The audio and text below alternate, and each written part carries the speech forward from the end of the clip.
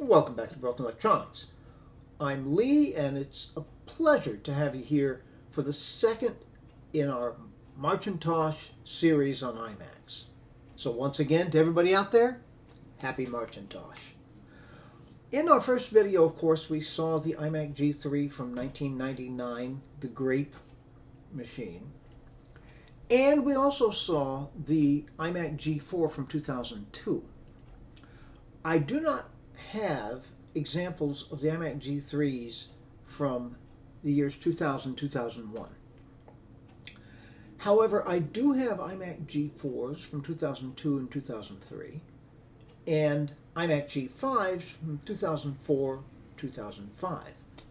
So I thought for the rest of this series it would be interesting to get a look at what a difference a year makes with these machines. I hope you're going to find that interesting, and if you do, please stay tuned. I truly love these machines. Looking at them from the back, this, I believe, is intended to hold an eyesight camera, which could be added to it.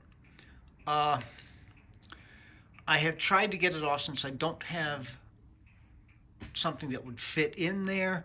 I have tried like crazy to get that off, but I cannot. It is held on with some sort of really serious glue, and I don't want to damage the back of the machine.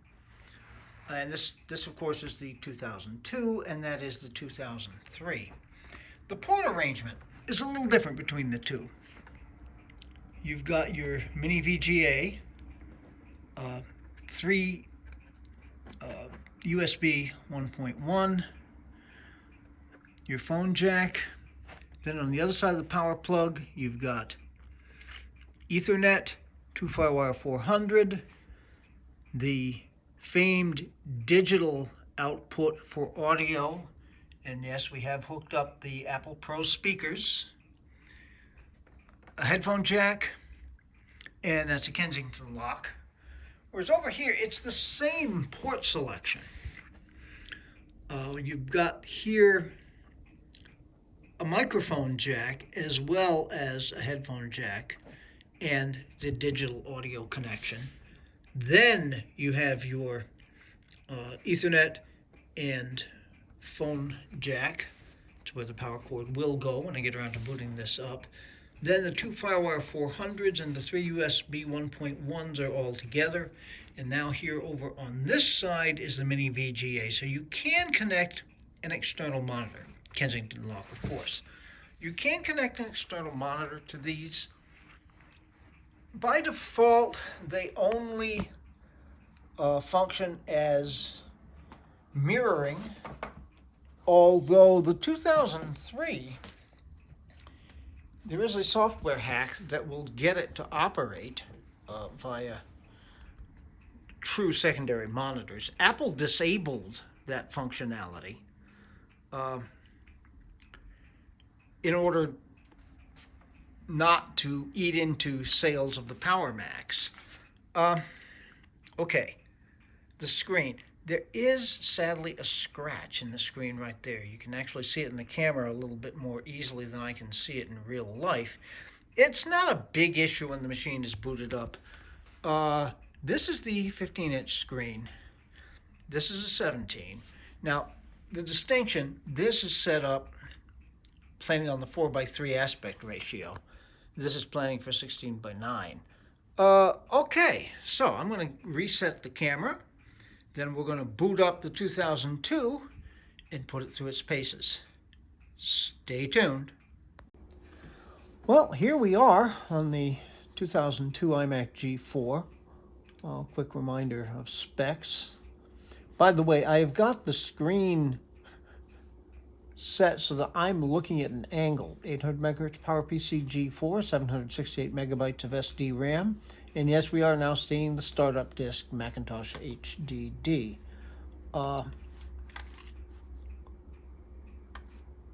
RAM, I'm sure, is going to be an issue. The machine is slow. And, you know, the 800 megahertz processor shouldn't really be that bad. Okay. So we've got NVIDIA GeForce MX, 32 megabytes of video RAM, which is the least you can get and have any hope of really running Leopard well at all. Okay, why don't we start out with the benchmarks. And we'll set Geekbench running. It will complain, trying to get me to pay for it. Checking for updates. Okay, this is going to take a long time, so stay tuned. Okay, this machine is slow, really slow. Now, we've got an overall score of 459.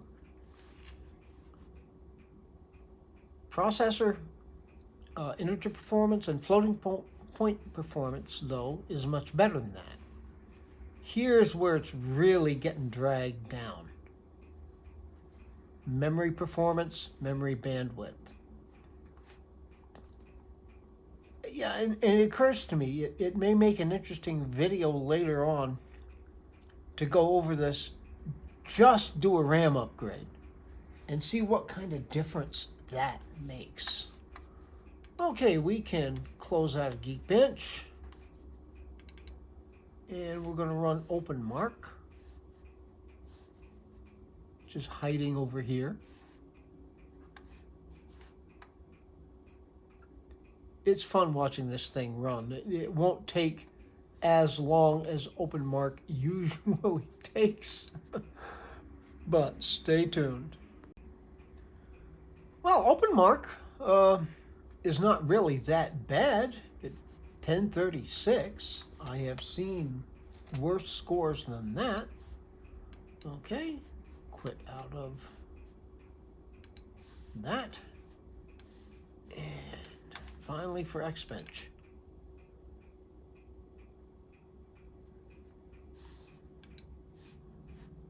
I verified really quickly anyway. All right. And of course, we're just going to run every test. We'll be back with the results. Stay tuned. Xbench results are in. And our overall score, 21.69, which is not real good. CPU, 39.04. Not that bad. The problem really isn't the 800 megahertz processor. Thread test, 28.9. The memory test, 21.46. That's a hit, but not as much as I would have thought. Quartz graphics, 33.55. OpenGL, 47.46. Man, the user interface test, 7.74. That's pretty poor.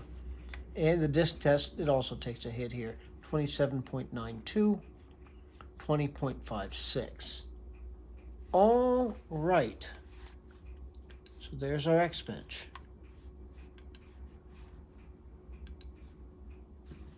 Let's eject the disk image. All right. I didn't want to open address book. Okay. So, real world tests. First one, we're going to do NeoOffice to the point where it is usable. Begin. This machine is very, very, very slow.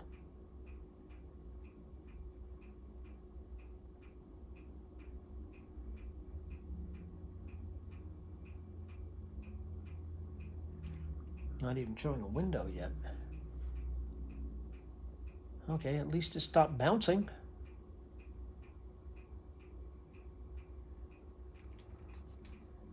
All right, there's a splash screen.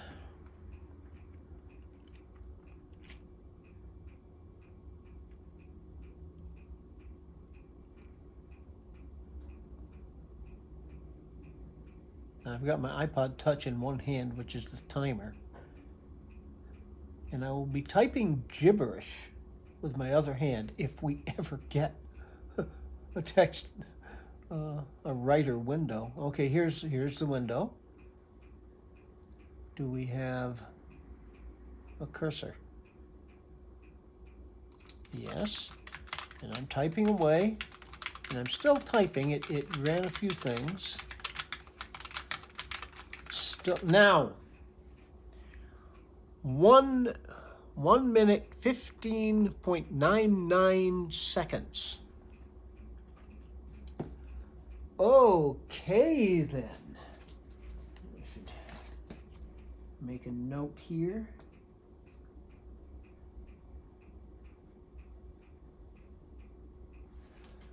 Yeah, that's a long wait. Now, once you've done that, it is functioning.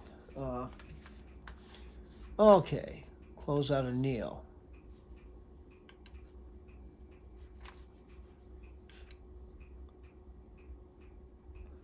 All right. Now, the next test, and this is going to take a while. 10.4 Fox, opening to ESPN.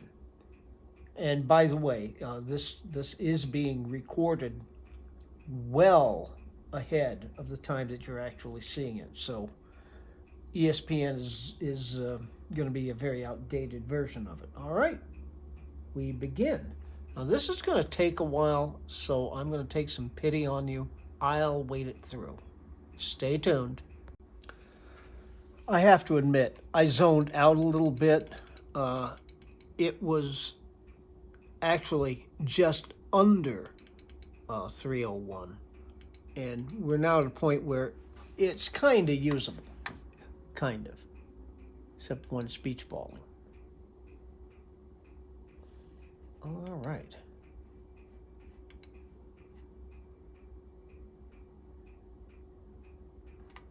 All right.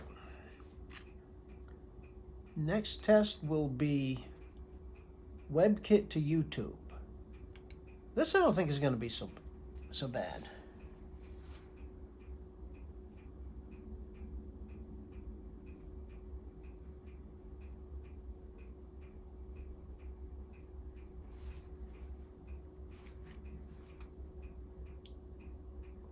So I'm keeping you with me here.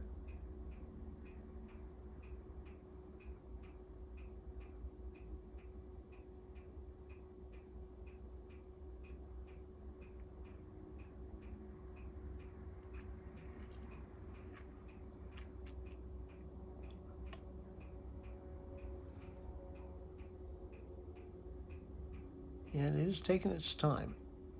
All right. It generally will be usable once you see the times in the thumbnails, which aren't exactly thumbnails, are they? 1024 screen res. Okay, there we go.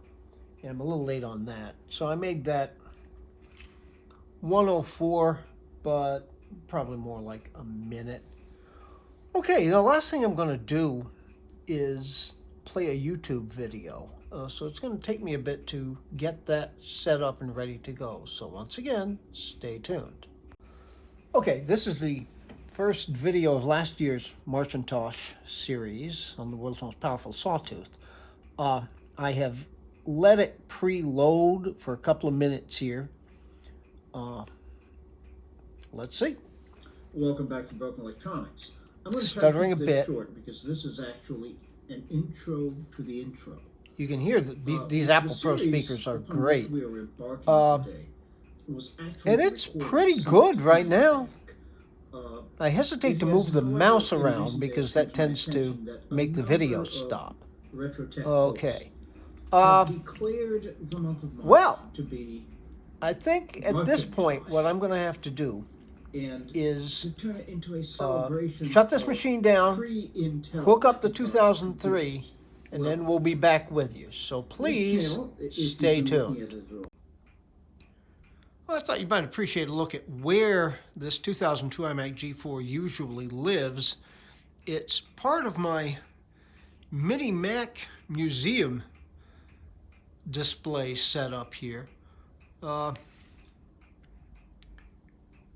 Okay, stay tuned. Welcome to 2003, World of iMacs. And I'll tell you, it's like a different world. Like a very different world. Look at 1 gigahertz PowerPC G4. That's not that much more powerful. The 2 gigabytes of DDR RAM. I'm not sure whether the 2002 used DDR or not. All right, and we are on a solid state drive. And another one of the bottlenecks here, of course, was the graphics card. We do have a GeForce 4 MX, which is a 64 megabyte card. That should make quite some difference in video playback. Okay, I'm going to start out the same way, running the benchmarks. I don't know why that opens up to the side there. I mean, just looking at it, it feels more responsive.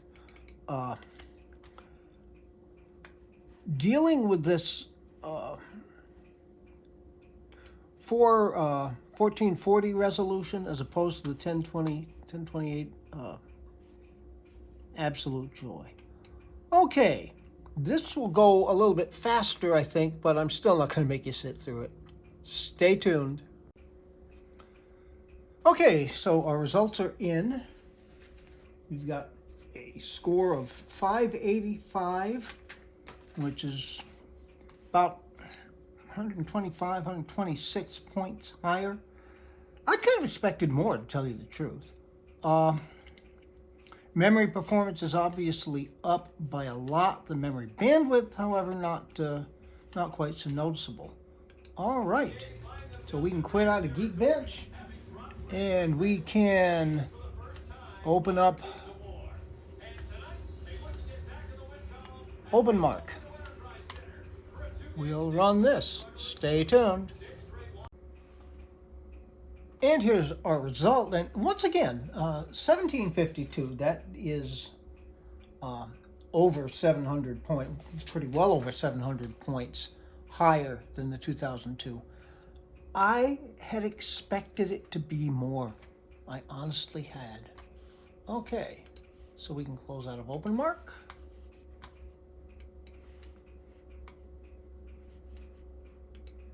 And, oops. Let's open up Xbench. We can close the applications folder.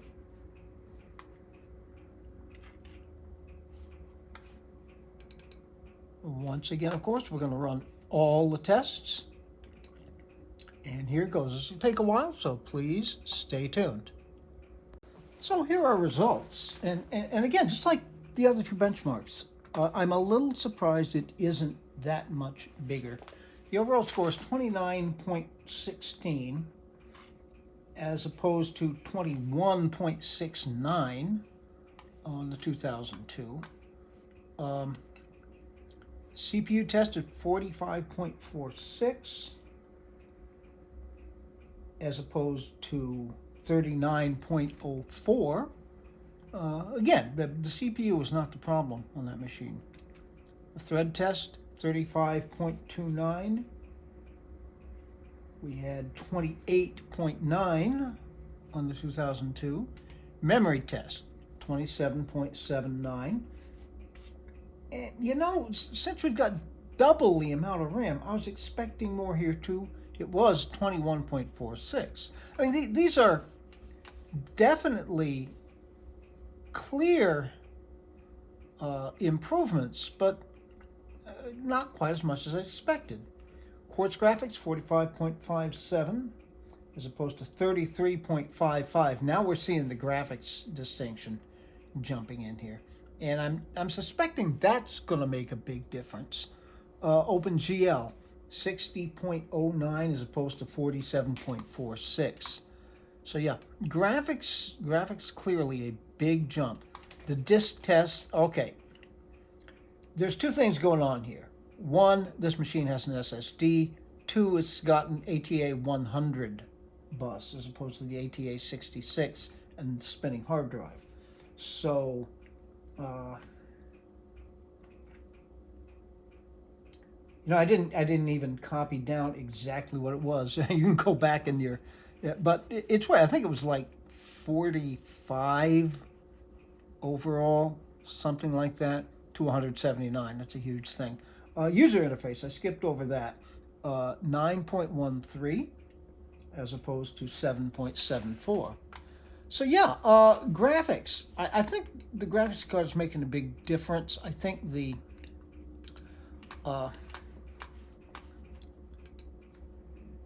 distinction here of memory, that is making a big difference as well.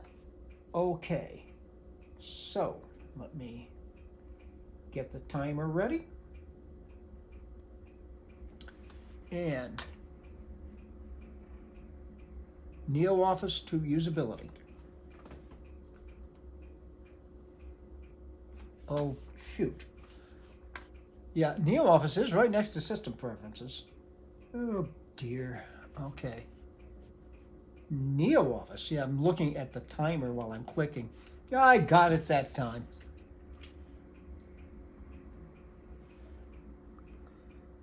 All right. Ready for my one-handed gibberish.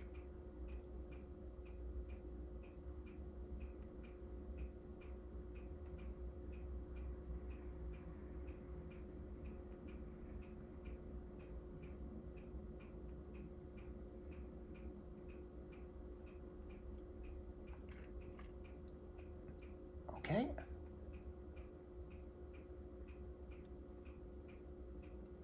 And we have an insertion point.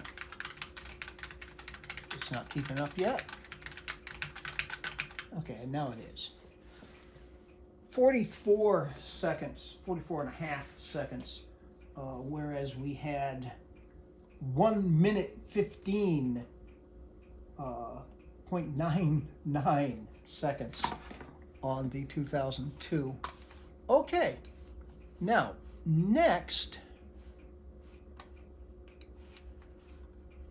would be opening 10.4 Fox to ESPN. This is not that test, but I'm going to show you what's going on here. I realized something.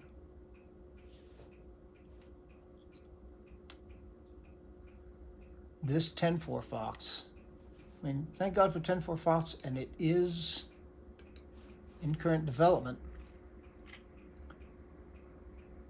This 10.4 Fox is this is feature parity release 22. So I'm going to have to go through and update this, so stay tuned.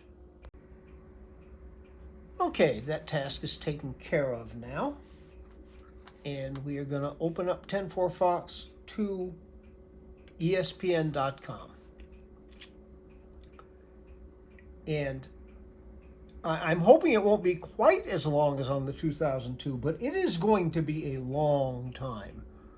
So stay tuned. Well, that's about 5 minutes, which actually is kind of manageable. It still isn't scrolling real well, and it's still beach balling. But everything's loaded, and you can go places if you're patient. Yeah. Now, the sensible thing probably would be to go to the mobile site. You'll get the same information. But we'll quit out of 10.4 Fox now. No, we won't.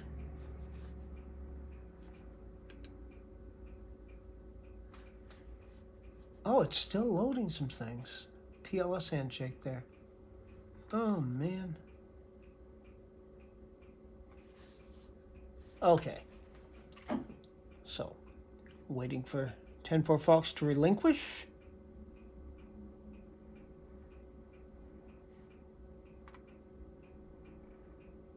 still isn't completely closed. Ah, now it is. Okay. And now, Webkit to YouTube.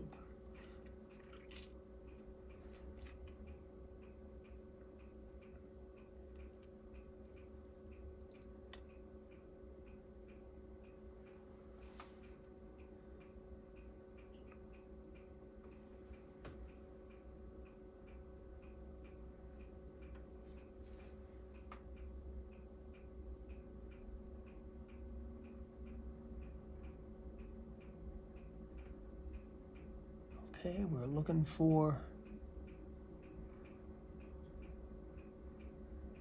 Oh, you know, I'm not signed in.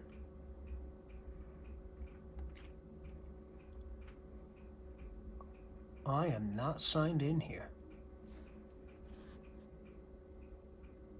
Yeah, I am. Yeah, I am. No, I'm not. Okay, but I'm still waiting for...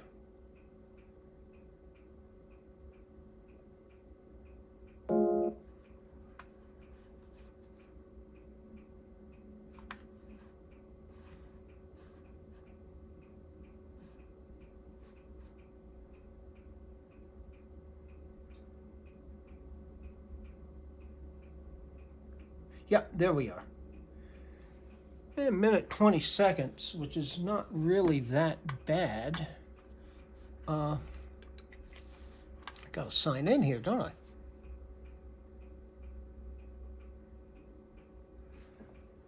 All right, we're gonna do this. I'll be back presently. All right, here we are. It's preloading right now. It's the same video that we were looking at in the 2002. But you'll note one thing. I did put it in theater mode. Don't even ask about full screen. I know it's not going to be able to do it. It may struggle with theater mode. This is still 360p. But it is 64 megabytes of video RAM, so it has a chance. I've got the volume turned way down. And this is fine. Okay, theater mode working very, very, very well. This is absolutely fine.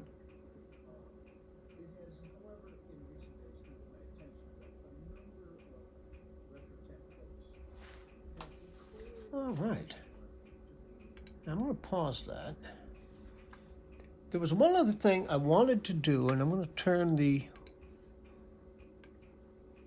volume back up. I'm going to open up iTunes, which is very functional. You can connect to the iTunes store, etc. But I have put one of my own performances down here. This is really just check out these Apple Pro Harman Kardon speakers.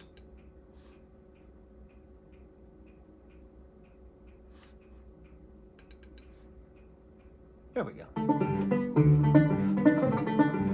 I am suspecting that the microphone on the camera is not going to do this justice, but it sounds fantastic. Listen to that bass.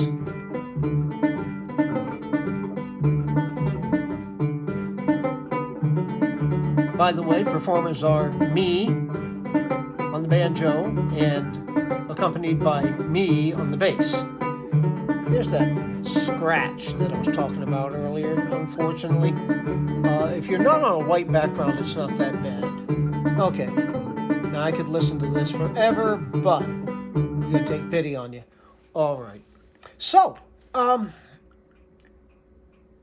machine feels a lot better. Speed, locally on the machine is very good. Internet speeds, I'm thinking, we're about 2.5 hours later into the day now. We're just getting a lot more internet use going on out there. But things are working. I am impressed by the YouTube playability, certainly. And things did come a long way in a year. So, be good to other people. Other people both need it and deserve it, and so do you, so be good to yourselves.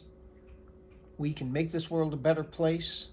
It isn't yet, so please take very, very good and careful care. So we're going to take another jump in years. We'll have this machine back again to do its direct comparison with the 2004 iMac G4, a machine very dear to me. That was my first Mac. So we've got that coming up. We'll end up with the 2005 iMac G4. And then some other things. Back to Power Mac land. Both G4s, maybe some G5 stuff as well. I do want to do a video on the 2002 iMac just to see what kind of difference upgrading the RAM by itself will do. But anyhow, until those things come up and you can see them here, this has been Broken Electronics.